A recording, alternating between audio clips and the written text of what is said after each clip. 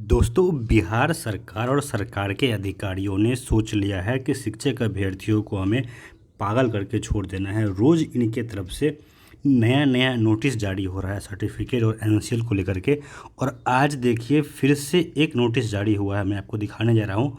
एक साथ मैं आपको 3 पत्र दिखा रहा हूँ बिहार सरकार का, और तीनों पत्र जो है 3 तरह की बातें कह रहा है। सबसे पहले देखिए, ये एक पत्र है, ये पुराना पत्र है, तो चलिए हम लोग ये मान लेंगे कि इस पत्र को फॉलो नहीं करेंगे, जो नया पत्र है उसको फॉलो करेंगे।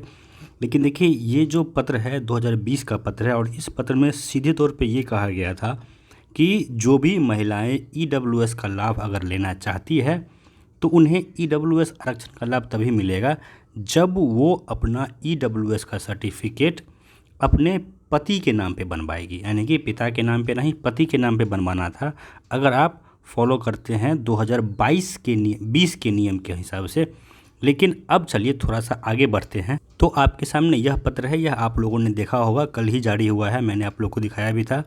और इसमें ये कहा गया कि नहीं, आपको अपने पिता के एड्रेस के हिसाब से, पिता के मूल निवास के हिसाब से हर डॉक्यूमेंट बना के देना है, एनसीएल हो या फिर जो भी प्रमाण पत्र है जिसके आधार पे आप आरक्षण लेना चाहते हैं। लेकिन साथ ही साथ इसमें ये बातें भी कही गई कि आप चाहें तो अपने पति के स्थानीय निवास के हिसाब से भी पत्र बनवा सकते हैं और आपको आरक्षण का लाभ दिया जाएगा।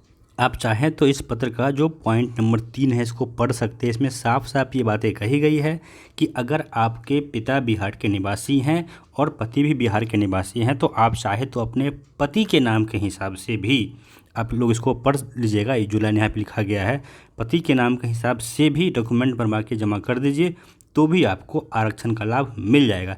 लेकिन अब देखिए, आज फिर से एक पत्र कह लीजिए या फिर जो पब्लिक नोटिस तरह का कह लीजिए जारी किया गया है। बिहार के सभी समाचार पत्र में इसको छपाया गया है। और देखिए, इसका जो पॉइंट नंबर 6 है, बाकी तो बातें वही है जो आप लोग को ऑलरेडी पहले से पता है कि एनसीएल बनवाना है तो आपको आपके पिता के एड्रेस पे बनवाना होगा। लेकिन देखिए यहाँ पे जो इसका पॉइंट नंबर 6 है, इस पॉइंट नंबर 6 को अगर आप लोग पढ़ेंगे तो देखिए यहाँ पे क्या बातें कही गई है, पूरी तरह से कंट्राडिक्शन है। पहले जो पत्र जारी किया गया 2 दिन पहले और आज जो पब्लिक नोटिस जारी किया गया है सरकार की तरफ से, मैं आपको पढ़ के बता रहा हूँ कि देखिए इसमें जो बातें कही गई है किस तरह से बिहार सरकार अपने ही बातों को कंट्राडिक्ट कर रही है। देखिए इसमें कहा गया, सामान्य प्रशासन विभाग बिहार पटना के प्रपत्र संख्या दिया गया है और ये 2022 के पत्र का हवाला दिया गया है। कंडिका 3 के आलोक में विवाहित महिला का वर्तमान में, इसको सही एक एक शब्द को समझिएगा सही से, अपने पति के साथ रहने की स्थिति में क्रीमी लेयर रहित, यानी जिसको आप लोग एनसीएल कहते हैं, से इतर उद्देश्य के लिए, यानी कि आप क्रीमी लेयर के लिए सर्टिफिकेट अगर बनवा रहे हैं तो तब तो आपको पिता के नाम से ही बनवाना है। यहाँ पे जो शब्द दिया गया इसका एक एक अक्षर का मीनिंग समझिए कि अगर आपको एनसीएल सर्टिफिकेट बनवाना है तो आपको आपके पिता के नाम से ही बनवाना होगा। लेकिन यहाँ पे इतर शब्द का उपयोग किया है, इतर उद्देश्य के लिए पति के आवास के आधार पर आवास प्रमाण पत्र निर्गत किया जा सकता है। यानी कि अगर आप एनसीएल के अलावे और कोई डॉक्यूमेंट बनवा रहे हैं तो फिर आपका जो रेसिडेंशियल है आपके पति के नाम पे बन सकता है। लेकिन यहाँ पे कंडीशन है, परंतु यह उस विवाहित महिला के लिए किसी भी प्रकार के आरक्षण का आधार नहीं माना जाएगा। यानी सीधे तौर पे ये कहा जा रहा है कि अगर आप पति के नाम के हिसाब से अपना आवासीय बनवाते हैं तो फिर आपको किसी भी तरह के आरक्षण का लाभ नहीं दिया जाएगा। ये कहना है आज के नोटिस में। बाकी बातें वही है, आप लोग अगर चाहें तो आज के सभी समाचार पत्र में दिया गया है, मैं इसको टेलीग्राम ग्रुप में भी डाल दूंगा, आप लोग चाहे तो इसको पढ़ सकते हैं। तो आज के नोटिस में ये कहा जा रहा है कि अगर पति के नाम से आप बनवाते हैं डॉक्यूमेंट तो आपको आरक्षण का लाभ, ये भी वही पत्र है, नहीं दिया जाएगा। लेकिन कल नहीं 17 तारीख को यह पत्र जारी हो गया था, जो कि हर ज़िला के डीएम के द्वारा कहीं ना कहीं जारी किया जा रहा है, जिसमें ये बातें कही जा रही है कि आप अगर आपके पिता बिहार के निवासी हैं तो आप पति के नाम पे भी अगर डॉक्यूमेंट बनवाते हैं तो भी आप इस आरक्षण का जो लाभ है आपको वो मिलेगा। अब देखिए, इस पत्र में भी जो रेफरेंस दिया गया है 2022 के एक प्रपत्र का, यहाँ पे आप लोग देख सकते हैं, 15760। इसी में यह प्रावधान किया गया था कि जो महिलाएं हैं उनके जाति का जो निर्धारण है उनके पिता के जाति के आधार पे होगा। इसको अगर आप लोग पूरा पढ़े होंगे, ये कल मैंने आप लोग को दिखाया था, नहीं तो आज इसको आप लोग अच्छे से पढ़ सकते हैं। इसमें साफ साफ कहा गया है कि जो जाति का निर्धारण किसी व्यक्ति का होगा, वो महिला हो या पुरुष हो, उनके पिता के आधार पे होगा।